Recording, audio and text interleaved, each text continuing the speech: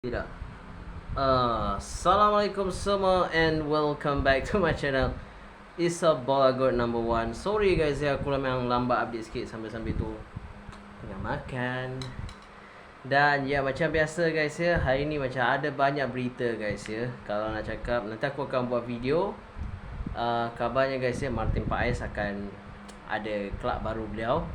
Mungkin fan-fan Indonesia tahulah. Dan sebenarnya memang hari ni aku memang lambat sikit update, berbeza dengan hari semalam ya. Sambil makan-makan ni lambat sikit update guys ya. Memang aku sibuk hari ni. Dan nak cakap apa ya, memang betul-betul aku sibuk. Tak tahulah guys. Tapi apa pun sampai aku buat video ni. Ini di sini guys, aku buat YouTube aku ni just real life korang nak tahu kehidupan aku macam mana. Okay, aku buat account YouTube macam mana, aku buat video TikTok macam mana. Inilah kehidupan aku. Dan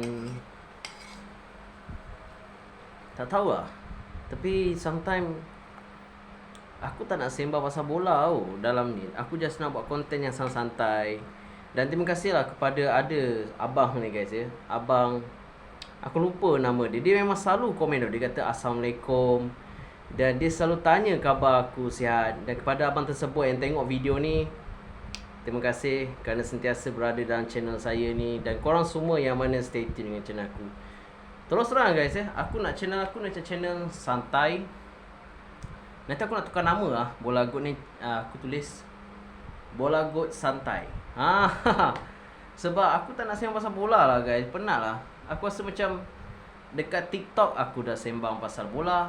Dekat YouTube aku nak ada tempat aku nak meluahkan segala-galanya. Jadi korang suka tak channel ni kalau ditukar kepada santai punya, just real life macam tu?